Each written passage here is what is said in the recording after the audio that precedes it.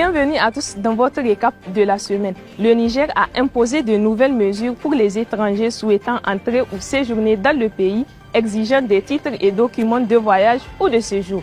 Cette ordonnance prise par le chef de l'État, le général de brigade Abdourahmane Tchani, ce lundi 13 janvier 2025, vise à renforcer la protection du pays contre les tentatives d'infiltration et de déstabilisation. Les contrevenants s'exposent à des mesures administratives telles que l'expulsion, la rétention administrative, le rapatriement ainsi qu'à des sanctions pénales allant de 2 à 5 ans d'emprisonnement et des amendes de 5 à 50 millions de francs CFA. Les personnes facilitant l'entrée ou le séjour irrégulier des étrangers risquent également des sanctions similaires. Les résidents étrangers sans documents adéquats doivent régulariser leur situation dans le délai imparti. Alors, toujours au Niger, le 14 janvier 2025, les scolaires du Niger ont organisé une manifestation à Niamey contre l'impérialisme. Le secrétaire général, Efred Mouloul Alassane, a rendu hommage au président du Conseil national pour la sauvegarde de la patrie et a appelé à soutenir son combat. Il a incité les scolaires à sensibiliser leurs familles et communautés pour soutenir le CNSP et l'AES.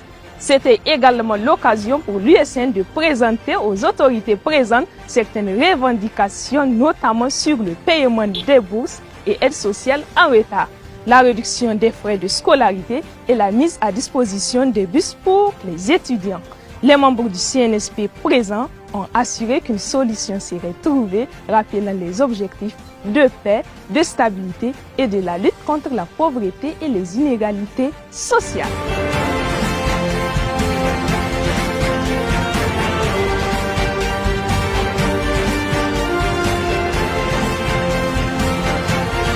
Sur un autre volet, Eva Gretzmacher, une Autrichienne de 73 ans vivant à Agadez depuis 28 ans, a été enlevée le 11 janvier 2025 par des hommes armés non identifiés.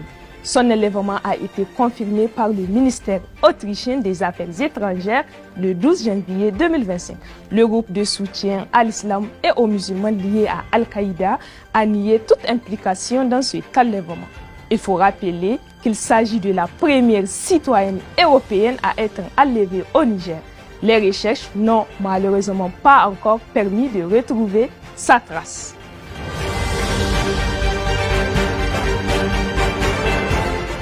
Actualité à l'international à présent. La CEDEAO a officialisé le retrait du Mali de l'organisation et a engagé les procédures de séparation. Cette décision a été communiquée ce 13 janvier 2025 à travers une correspondance adressée au ministre malien des Affaires étrangères et de la coopération internationale, M. Abdoulaye Diop. En respect de l'article 91 du traité révisé de la CEDEAO, le Mali cessera d'être membre de l'organisation à compter du 29 janvier 2025.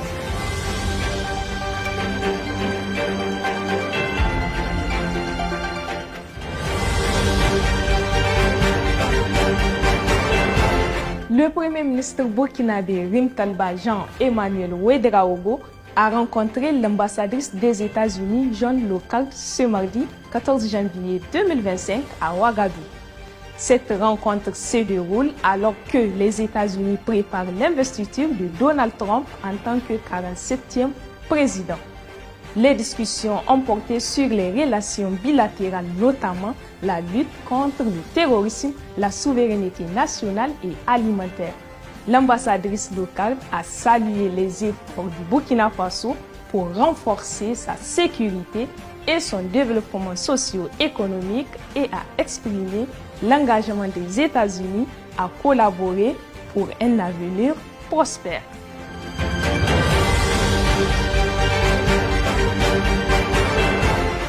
Enfin, le mercredi 8 janvier dernier, une attaque est survenue au point triple reliant le Bénin, le Burkina Faso et le Niger et a causé la mort d'une trentaine de soldats béninois. Cette attaque est la plus meurtrière depuis le début de l'opération Mirador en 2022. L'armée béninoise a neutralisé pour sa part 40 assaillants. La région est depuis longtemps menacée par le terrorisme avec une attaque similaire en décembre dernier revendiquée par le groupe lié à Al-Qaïda. Des responsables politiques ont exprimé leurs condoléances aux familles des victimes.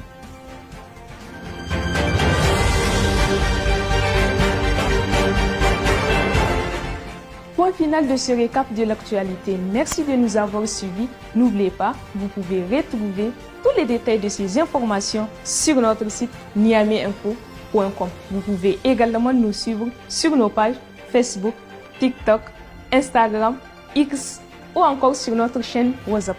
D'ici là, portez-vous bien et à la semaine prochaine pour un nouveau récap.